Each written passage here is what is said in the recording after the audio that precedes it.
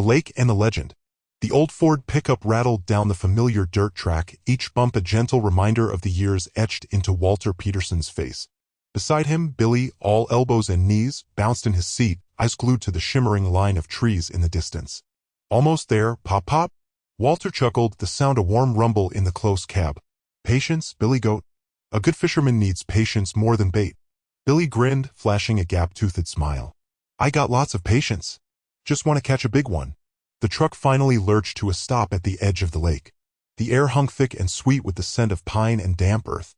Dragonflies, like living jewels, zipped across the water's surface, which reflected the azure sky in a perfect mirror image. Cattails swayed gently in the breeze, their fuzzy heads bobbing like sleepy sentinels. Walter unfolded himself from the truck, his movements deliberate but steady. He grabbed the fishing poles and tackle box while Billy, a miniature whirlwind, scampered ahead to the small wooden dock. The boy practically vibrated with anticipation. All right, let's get this show on the road, Walter said, his eyes twinkling as he baited Billy's hook with a wriggling worm. Remember what I taught you. Cast gently, let it sink a bit, and then, wait. They settled into a comfortable silence, the only sounds the gentle lapping of water against the dock and the occasional chirp of a bird hidden in the trees. Billy's gaze was fixed on the water, his brow furrowed in concentration. Walter watched him, a wave of affection washing over him. The boy was a spitting image of his mother, Walter's late daughter. Pop, pop, Billy said, breaking the silence. How come we built our house right here, next to the lake? Walter leaned back, propping himself up on his elbows. The sun felt warm on his face. Well, that's a story, Billy goat. A long one. Billy reeled in his line and turned to face him, his eagerness palpable. I like stories. All right, Walter conceded, a smile playing on his lips. Your grandma and I, we weren't always living so peaceful. We lived in the city, you know? Lots of noise, lots of people. We dreamed of a place like this, a place where we could hear the birds sing instead of car horns honking. He paused, gazing out at the lake. We found this land years ago. It was overgrown, wild. Just a few scattered trees and this old lake. The lake, well, it was half choked with weeds, the water murky. But we saw the potential, Billy. We saw the peace. So, you built the house? Billy prompted, impatient for the details. Walter nodded. Built it with our own 2 hands. Took us years. Your grandma, she had a green thumb like nobody's business. She planted all the flowers, made it a home. And me? I cleared the weeds, cleaned up the lake. He chuckled, a dry, raspy sound. They said I was crazy. Said this lake was cursed. Old Mrs. Henderson down the road, she swore it was bottomless, that it swallowed up anyone who dared to swim too far. Billy's eyes widened. Cursed? Just a story, Billy goat, Walter reassured him, though a flicker of something unreadable passed across his face. Folks around here, they love their legends. Said a heartbroken woman drowned herself in this lake 100 years ago, and now her spirit haunts these waters. He paused, letting the silence hang in the air. But I never believed it. I worked this lake, swam in it, fished in it. Never saw no ghosts. Just saw a beautiful place, waiting to be loved. He pointed to a cluster of ancient oak trees near the far shore. See those oaks over there? They were here before the stories even started. They've seen it all. Billy was quiet for a moment, absorbing the story. Then he picked up his fishing rod again. So, no ghosts, huh? Nope, Walter said firmly. Just fish. And maybe a few grumpy old turtles. But as the sun began to dip below the horizon, casting long shadows across the water, Walter couldn't shake a nagging feeling. A feeling that the lake held secrets deeper than its murky depths. And he had a sinking suspicion that those secrets were about to resurface. Mrs. Crabtree's rules. The sun beat down on Magnolia Estates, baking the manicured lawns to a crisp green. Agnes Crabtree, a woman whose face permanently wore the expression of someone who'd just bitten into a sour plum, adjusted her wide-brimmed hat and surveyed her domain. Her golf cart, painted a disturbingly cheerful shade of lilac, hummed softly as she patrolled a mobile command center for enforcing the Magnolia Estates Homeowners Association regulations. Agnes wasn't born to this. She'd arrived in Magnolia Estates 10 years ago, a widow seeking quiet after a lifetime spent in the shadows of her boisterous, successful husband.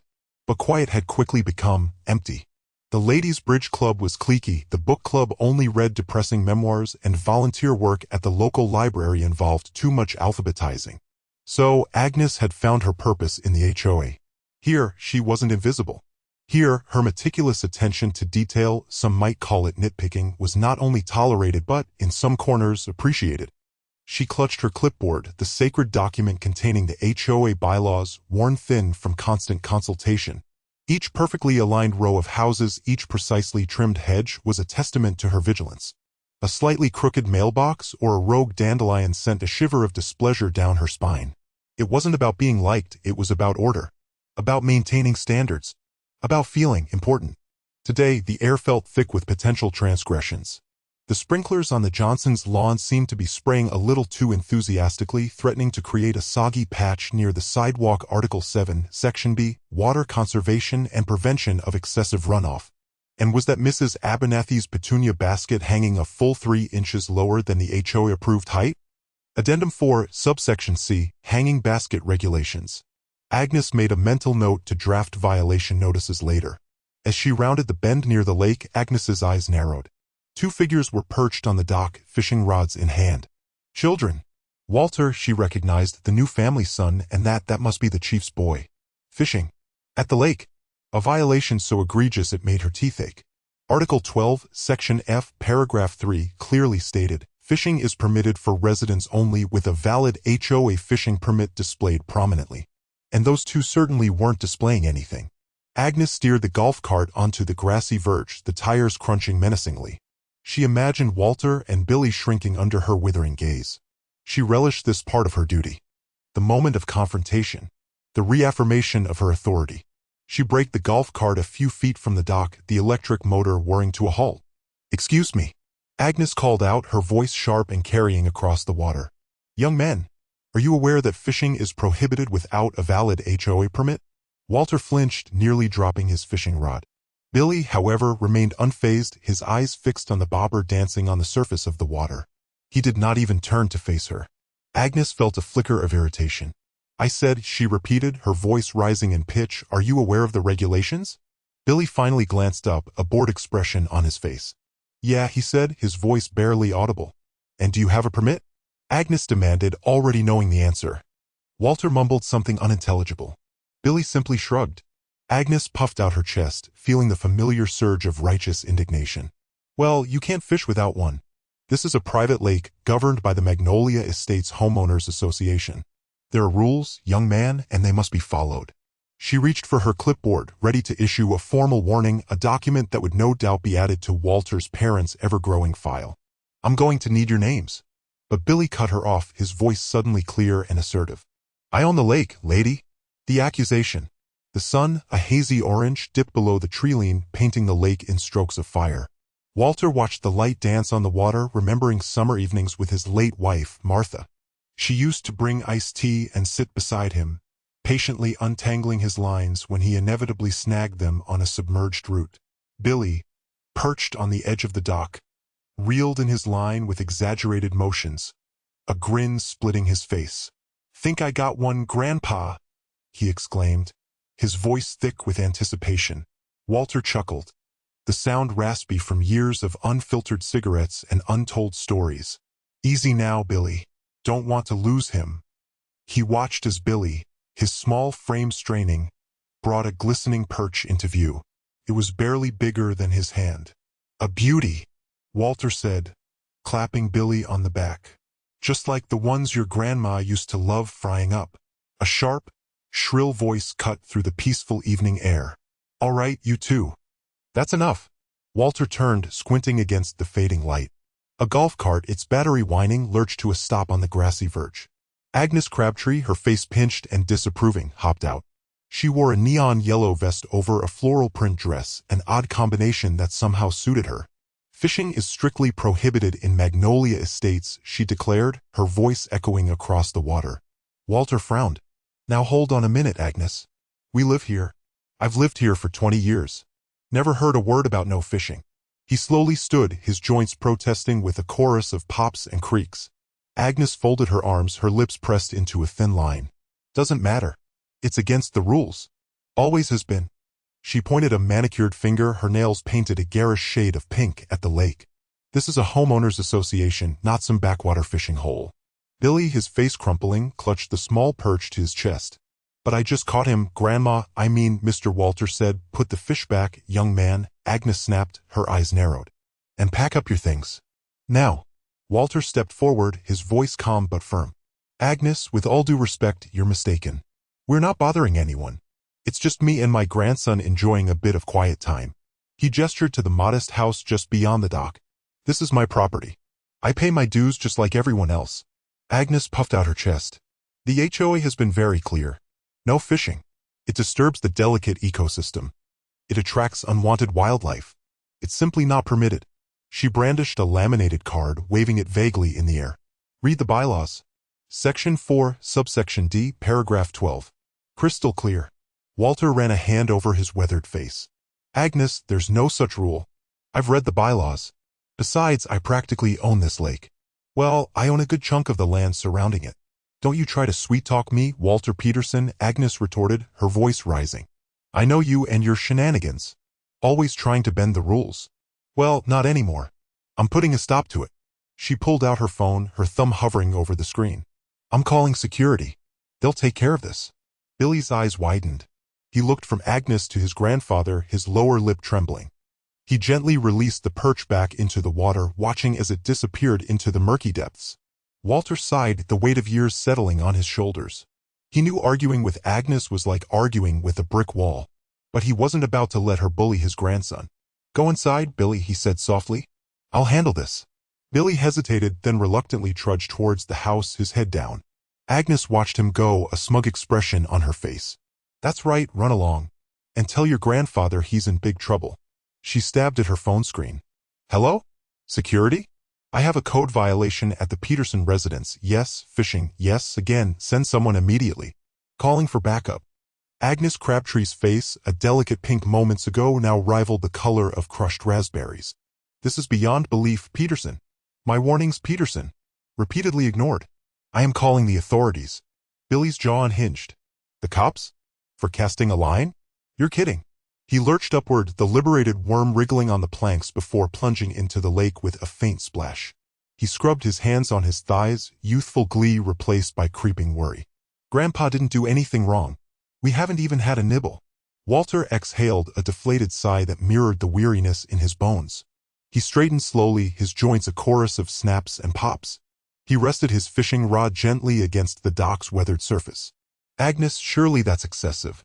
We're happy to gather our things and be on our way. The sun, climbing higher, turned the lake into a sheet of shimmering glass, highlighting the web of anxieties around his eyes. He carried the scent of aftershave and the loamy scent of the bait he used for Billy's line. Oblivious, Agnes tapped furiously at her phone. Trespassing, breach of regulations, disturbing the peace. She muttered, her voice brittle with righteousness. She held the device to her ear, regarding Walter as one might a troublesome weed encroaching on a prized garden. She's actually doing it, Billy breathed, disbelief coloring his tone. He edged closer to his grandpa, a small shield of defiance. This is crazy. He practically owns the lake, Agnes. It's common knowledge. Easy, Billy, Walter soothed, his hand resting on his grandson's tense shoulder. Addressing Agnes again, he offered, Agnes, let's be sensible. It's just a bit of fishing. We'll be gone in a jiffy. No harm, no foul. He tried a winning smile, one that had sold countless widgets at Peterson's Hardware. It bounced harmlessly off Agnes. Hello? Yes, Magnolia Estates here. I'm reporting a situation, a clear violation of community bylaws. Her tone dripped with artificial sweetness, a sharp contrast to the icy daggers she aimed at Walter. Billy fidgeted, nudging a stray pebble with his sneaker. The rich, earthy aroma of the lake filled his lungs, a poignant reminder of the sanctuary Agnes threatened to violate. Walter's reserves of patience, never vast, dwindled further. Memories flickered, the quiet companionship of angling with his own father, the lessons learned on this very stretch of shoreline, now felt somehow sullied. This wasn't just about angling, it was about the tide of progress, the suffocating weight of rules threatening to choke the joy from everything. Agnes, he stated, his voice gaining an edge, you're blowing this out of proportion. This is my property. I shoulder the taxes on this entire lake. I've been fishing here since before you even graced that monstrosity of a house. The word monstrosity hung heavy in the air, laden with years of silent judgment. He instantly regretted the barb. Petty insults weren't his usual style, but Agnes Crabtree had a knack for drawing out his worst impulses. Agnes, however, remained unmoved. She continued her conversation with dispatch, her voice escalating with each syllable. Elderly gentlemen refusing to cooperate, creating a disturbance. She punctuated her pronouncements with affected sighs and tut-tooting sounds. Billy plucked at Walter's sleeve. "Grandpa, what are we going to do? Will they really arrest you?" The image of his grandpa in handcuffs whisked away in a squad car sent a chill down his spine. He envisioned the headlines, "Local icon nabbed for angling." Absurd, yet not entirely beyond the realm of possibility. Walter met his grandson's gaze, his expression a mixture of frustration and endearment. "They won't take me in, Billy. Don't fret. But this is spiraling." He raked a hand through his thinning hair, a familiar gesture of exasperation. Billy knew that look. Grandpa was on the verge of saying something impulsive. "Agnes," Walter said, advancing a step, his voice a low rumble. "Put down the phone. Let's handle this like grown-ups. Before you do something you'll regret." Tension filled the air, thick and palpable. The sun blazed down on the mirrored surface of the water, transforming the lake into liquid gold. Agnes's voice droned on, relaying information to the dispatcher, oblivious to the gathering storm within Walter Peterson. The cloying scent of petunias drifting from Agnes's meticulously groomed lawn felt like an intentional insult. He'd never cared for petunias. The chief arrives. Gravel sprayed from beneath the cruiser's tires as it parked beside Agnes Crabtree's absurdly perfect lawn, a cloud of dust momentarily blurring the tableau. Walter winced, a sour twist in his gut unrelated to the abandoned sandwich on his tackle box. Young Billy, absorbed, continued his patient fishing, his small face creased in concentration. The driver's door swung open and a figure emerged, smoothing the front of a spotless uniform, sunlight flashing off the badge. Harold Peterson. Walter's heart skipped. He'd envisioned a routine patrol, not his own son. Harold's gaze, impassive at first, swept over the scene. Agnes, arms crossed in rigid indignation, then Walter and Billy at the water's edge. Recognition sparked, followed by something unreadable, a shadow of disappointment, perhaps? Finally noticing the change, Billy turned, fishing rod still in his grip. His eyes grew wide at the sight of the car. "Grandpa, what's happening?" Harold approached, each step measured. "Dad? Billy? What's all this about?" His tone was even, professional, yet a current of surprise ran beneath it. Agnes, seizing her chance, puffed up like a ruffled bird. "Chief Peterson. So glad you responded. This man," a pointed finger stabbed the air near Walter, "is trespassing and fishing on private property. And the filth. It's appalling." A dramatic gesture encompassed the empty worm container and stray fishing line. Harold's attention returned to Walter, a silent question hanging in the air. "Dad? Is this true?" Walter straightened, a familiar surge of defiance stiffening his spine. "I was fishing, Harold. With Billy. As I've done for 60 years. But the signs, Mr. Peterson. No fishing. They're unmissable." Agnes's voice screeched, bordering on hysteria. "He's flagrantly ignoring them." Harold pivoted to Agnes, his expression hardening a fraction. "Mrs. Crabtree, while I appreciate your concern, please remain composed. I'll sort this out." He refocused on Walter, his voice softening. "Dad, you know the regulations. This lake is under the Homeowners Association now." Walter's jaw tightened. "Regulations that are ludicrous, Harold. I dug this lake with my own 2 hands. Your mother and I spent summers here. Now some busybody thinks they can dictate whether I can even wet a line." Sensing the rising friction, Billy tugged on his grandfather's shirt sleeve. "Grandpa, let's just leave." Harold sighed, raking a hand through his precisely styled hair. The badge felt like a lead weight on his chest. "Agnes, I need a moment to speak with my father in private. If you would excuse us." Agnes bristled, unwilling to cede her role as the injured party. "But Chief Peterson, he's violating the law." A sharper edge entered Harold's voice. "Mrs. Crabtree, I assure you, the situation will be handled appropriately. Please." His gaze permitted no further argument. Defeated, but still radiating disapproval, Agnes huffed and retreated toward her house, muttering about societal decay and the impudence of the elderly. The screen door slammed, the sound echoing across the tranquil water. Harold watched her go, then turned back to Walter, his face a study in exasperation and paternal worry. "Dad, what am I going to do with you?" The revelation. Harold steepled his fingers, the fluorescent lights of the precinct glinting off his signet ring. "Mrs. Crabtree," he began, his voice a low rumble that usually sent shivers down the spines of unruly teenagers. Today it was meant to be calming, reassuring. "With all due respect, I believe there's been a misunderstanding." Agnes Crabtree, perched stiffly on the edge of the visitor's chair, huffed. The floral print of her dress seemed to clash violently with the sterile beige walls. "Misunderstanding?" He was practically poaching. Said he'd been fishing there for 50 years. "Well, I've owned the property for 20 and I've never seen him before." Harold sighed, the sound barely audible. Mrs. Crabtree, my father, Walter Peterson. He paused, choosing his words carefully. He owns the lake. The silence that followed was thick enough to cut with a knife. Agnes's mouth worked soundlessly like a fish gasping for air. Her face, previously flushed with indignation, slowly drained of color, leaving her complexion a pasty white.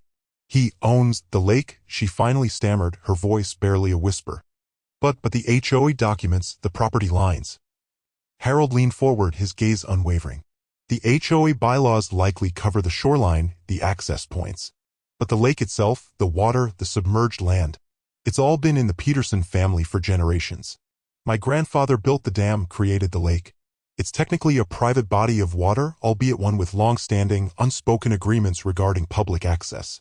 Agreements that my father, he added pointedly, has always honored. Agnes Crabtree looked as though she might faint. She clutched her purse to her chest like a shield. But this is outrageous. I've been paying property taxes on lake frontage. I specifically chose this house because of the lake view, the implied ownership.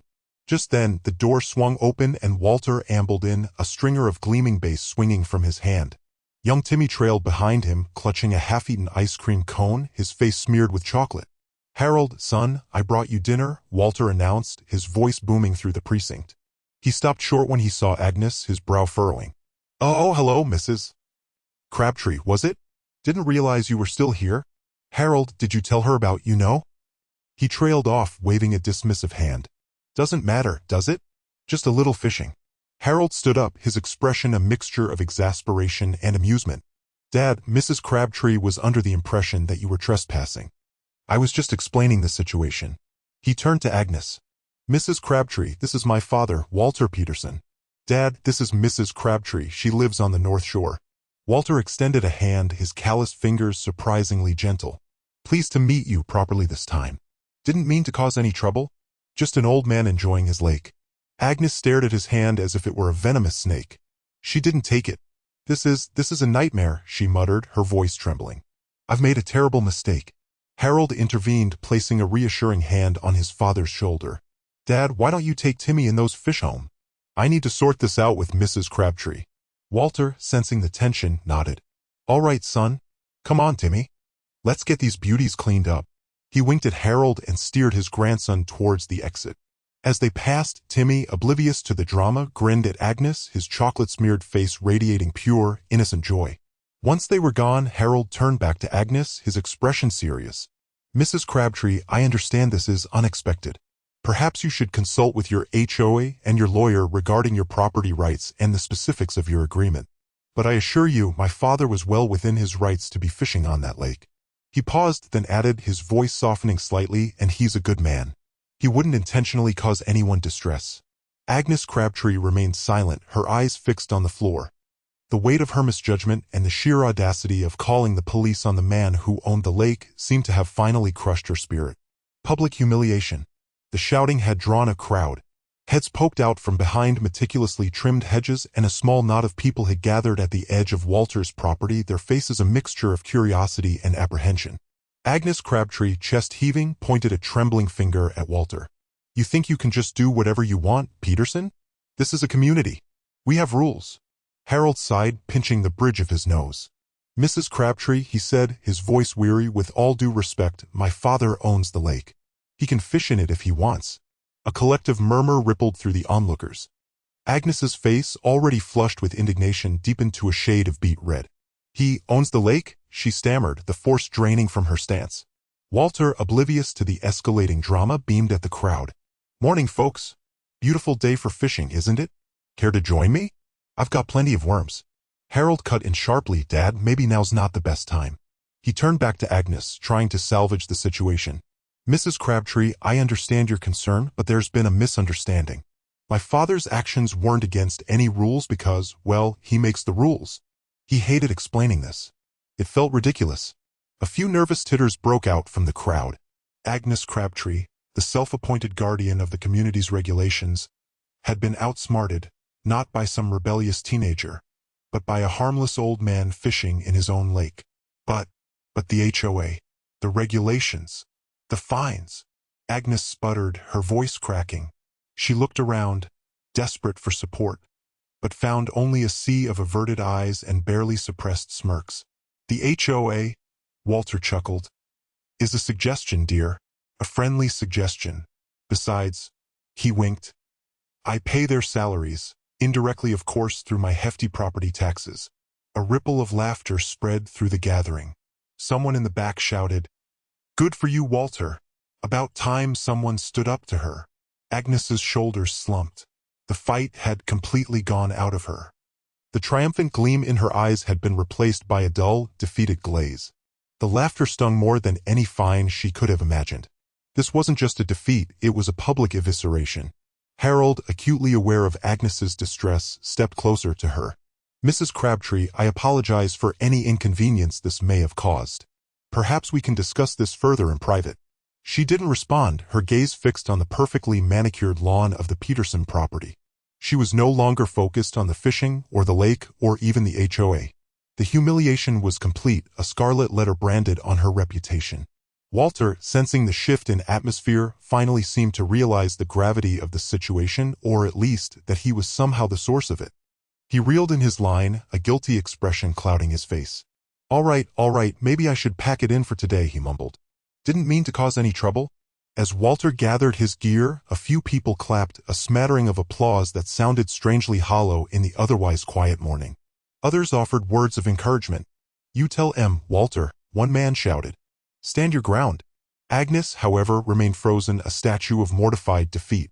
The air crackled with the unspoken, the shift in power dynamics palpable. Agnes Crabtree's reign as the neighborhood's enforcer had come to an abrupt and very public end. The crowd began to disperse, buzzing with gossip, their earlier apprehension replaced with a strange mix of amusement and satisfaction. The balance had been restored, or perhaps overturned. An apology of sorts. Harold sighed, pinching the bridge of his nose. Agnes Crabtree stood before him, rigid as a dried cod. The morning sun, already beating down on the small-town police station, didn't seem to melt her frosty demeanor one bit. Mrs. Crabtree, Harold began, his voice deliberately even, I understand you were upset about the fishing. Agnes huffed, her arms crossed so tightly her knuckles were bone white. Upset? That man was flaunting his rural ignorance. Right there. In front of God and everyone. Harold resisted the urge to roll his eyes. He knew his father. Walter Peterson had a knack for attracting chaos like a lightning rod attracts lightning. He wasn't flaunting anything, Mrs. Crabtree. He was fishing. On his own lake. The information seemed to deflate her slightly, but she quickly puffed herself back up. Well, he was being disruptive. Loud. And unsophisticated. Harold took a deep breath. Look, Mrs. Crabtree, I'm not going to arrest my father for fishing. The best thing to do here, the simplest thing, would be for you to just apologize. To him. For the misunderstanding. Her face contorted as if he'd suggested she wrestle a greased pig. Apologize? To him? Absolutely not. Harold leaned forward, lowering his voice. Mrs. Crabtree, I'm asking you as a fellow resident. This situation is ridiculous. Just a quick apology. It'll make everything go away. He gestured towards the door. He's still down there. Fishing. With my son. The thought of apologizing to Walter in front of his grandson seemed to be the final straw. With a dramatic sigh that reeked of defeat, Agnes conceded. Fine, but I'm not promising it will be heartfelt. Harold followed her out of the station and down the gravel path towards the lake. Agnes marched ahead, her back a ramrod straight line of disapproval. As they approached the shore, Walter, oblivious as ever, was reeling in a small sunfish, Billy cheering him on. Walter, Harold called out. Walter looked up, a wide grin splitting his weathered face. Harold, back so soon? Fish are bit in like crazy today. He held up the sunfish for inspection. Billy, perched on a nearby rock, was carefully examining a worm. Agnes stopped a few feet away, her face pinched. She glared at Walter, then mumbled so quickly Harold almost missed it. I apologize. She didn't meet his eye. Walter blinked, looking genuinely confused. Apologize? For what now? Agnes sputtered, for overreacting. There. Are you happy? And with that she turned on her heel and marched back up the hill, her shoulders stiff with indignation. Walter watched her go, scratching his head. He looked at Harold, then at Billy, then back at Harold, a bemused expression on his face. Well, that was peculiar. Billy giggled, pointing at the sunfish flopping in Walter's hand. Grandpa, did the fish apologize too? Walter chuckled, a deep, rumbling sound. Maybe it did, Billy. Maybe it did. He carefully unhooked the sunfish and tossed it back into the lake. All right, partner, let's see if we can catch a bigger one this time. Harold shook his head, a smile creeping across his face. He couldn't help but find the whole situation absurd. He watched as his father and son resumed their fishing, the tension that had been hanging in the air dissipating like morning mist. The rhythmic splash of the line, the gentle lapping of the water against the shore, the sound of Billy's laughter, it was all perfectly, wonderfully normal. And Agnes Crabtree, for all her bluster, had been reduced to a sputtering, defeated figure retreating up the hill, leaving them to their peace. A hero's welcome. The announcement blared from the community center's PA system, battling static, the HOA president's pronouncements cutting through the air. Therefore, following extensive debate and a second vote, Section 4B12 of the Lakeview Estates Homeowners Association Charter concerning recreational activities on Lake Serenity is now amended. Fishing with valid state permits will be permitted. A joyous roar erupted, nearly rattling the window panes. Harold squeezed Maria's hand, his face alight with triumph. Their struggle had borne fruit. He scanned the room, a panorama of jubilant faces, Mrs. Henderson, whose complaints about the lake's lifelessness were legendary, Mr. Abernathy, who shared his boyhood dream of angling for bass. Every face radiated elation. Meanwhile, beside the now liberated lake, Walter Peterson remained blissfully unaware. Perched on a wobbly folding chair, his well-worn tackle box at his side, he patiently watched his line. Next to him, Billy practically vibrated with anticipation. Grandpa, think I'll snag a real monster? Walter chuckled, adjusting his faded cap. Patience, Billy. The fish aren't on a schedule. He hadn't caught wind of the announcement, hadn't followed the tedious politics. Only a cryptic phone call from Harold urging, "Go fishing, Dad. Just go," had brought him here. Soon, a small crowd began to coalesce, drawn by the sight of the solitary fisherman and his grandson. They observed from a polite distance, murmuring excitedly. Then, Mrs. Henderson, emboldened by the HOA's reversal, stepped forward. "Mr. Peterson," she called, her voice ringing with newfound confidence. "We just wanted to express our gratitude. To both of you." Walter looked up, taken aback. He peered at the advancing group, confusion clouding his features. "Thank me? For what? So far, all I've pulled up are weeds." Mr. Abernathy shouldered his way through the onlookers, a broad smile illuminating his face. "For everything, Mr. Peterson. You championed our cause. The right to enjoy the lake." Walter blinked, still bewildered. "I simply wanted to fish with my grandson." Harold then stepped in, offering an explanation. He recounted the entire episode, the initial grievance, the escalating dispute, the intervention of the chief, glossing over the fact that he was also his son, and finally the alteration to the bylaws. As Harold spoke, comprehension slowly dawned on Walter. He surveyed the celebratory gathering, then at Billy, practically bursting with pride. He scratched his head, his expression one of bemused wonder. "Well, I just wanted to reel in a dadgummed fish." Another wave of applause washed over them. Someone produced a slightly misshapen confection, adorned with blue frosting and gummy worms. A makeshift hero's welcome cake. Walter, acutely embarrassed yet secretly touched, accepted a slice. Billy, momentarily forgotten amidst the excitement, tugged at his grandfather's sleeve. "Grandpa, look!" Walter glanced down to see Billy's rod bowed sharply, the line humming a tense melody. With a grunt, Walter assisted Billy in reeling. A flash of silver sliced through the surface, followed by a satisfying splash. A small, yet respectable bass. The crowd erupted in cheers even louder than before. Walter grinned, finally grasping the impact of his unintentional act of defiance. He carefully helped Billy unhook the fish and release it back into the water.